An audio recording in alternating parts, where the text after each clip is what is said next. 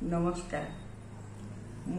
মই আজি কবিতা কাননৰ কান্দাৰী মকিবুৰ ৰহমান দেৱলৈ মোৰ আন্তৰিক শ্ৰদ্ধা মৰম জ্ঞাপন কৰি আজি পোহৰ জোনাকলৈ মোৰ এটি স্বৰচিত কবিতা জয়াৰ স্মৃতি, যিটো মই জয়মতী উৎসৱত তেওঁৰ স্মৃতিত লিখিছিলোঁ। মোৰ কবিতাৰ শিৰোনাম হ'ল জয়াৰ স্মৃতি।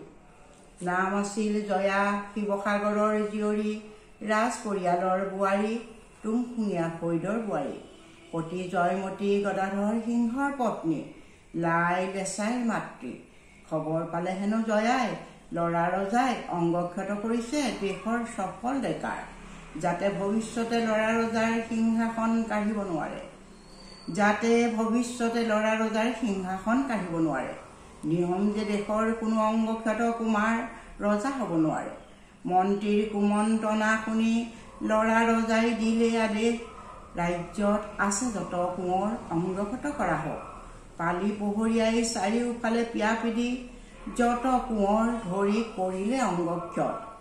কাৰোবাৰ কাটিলে কাণ, কাৰোবাৰ নাক বা আঙুলি, কথা আহি পৰিল জয়াৰ কাণত, ৰজাৰ আদেশ হৈছে পালন। জয়মতীয়ে স্বামী গদাধৰক কৰিলে বৰ কাকুতি মিনতি, দেশ এৰি আত্মগোপন কৰিব লাগে দেশৰ স্বাৰ্থৰ হকে। জয়মতীয়ে স্বামী গদাধৰক কৰিলে বহু কাকুতি মিনতি, দেশ এৰি আত্মগোপন কৰিব লাগে দেশৰ স্বাৰ্থৰ হকে। জয়াৰ কথা মানি গদা কোঁৱৰে গুচি গ'ল নগা পাহাৰলে, পথাৰৰ মাজতে দিলে শুই চোৰাং চোৱাক দেখি। তিনিও দাৱনীয়ে কান্দিলে বেৰি, স্বামীৰ মৃত্যু হ'ল বুলি। ৰহাৰ ৰহদৈ টিপামৰ ভাদৈ ফলক উৰিৰাঘুনি বাই, তিনিও ডিঙিত ধৰি তিনিও কান্দিলে সম্বন্ধতে কুটি নাই। গদা পানীয়ে নগা পাহাৰৰ পৰা আলেঙে আলেঙে লোৱালে খবৰ দেশৰ।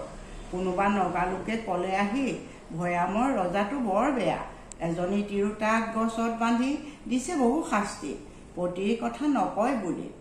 নগাৰ বেশত আহি গদা কোঁৱৰে ক'লে, ঐ তিৰোতাজনী, স্বামীৰ কথা নকবা কিয়?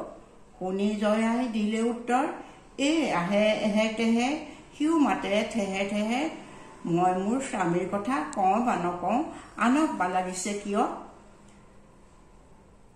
আহে এহে তেহে, সিও মাতে থেহে থেহে, মই মোৰ স্বামীৰ কথা কওঁ বা নকওঁ, আনক বা লাগিছে কিয়? কুচিবা নাযায় কিয়? বুজি গদাই কৰিলে প্ৰস্থান অহা বাটে ঘূৰি, কত যে যন্ত্ৰণা সহিলে সতীয়ে, নিষ্ঠুৰ চাও ডাঙৰ হাতত জেৰেঙা পথাৰত। ঘৰত দুটি সৰু ল'ৰা এৰি মুদিলে চকু চিৰ জীৱনলৈ, সতীৰ তেজেৰে জেৰেঙা পথাৰ পবিত্ৰ হ'ল। জয়া নাই জয়া নাই জয়া নাই বুলি চৌদিশে খবৰ বিয়পি পৰিল।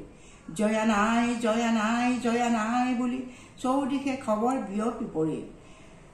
বুৰঞ্জীৰ পাতত নাম জিলিকিল সতী জয়মতী বুলি। নমস্কাৰ।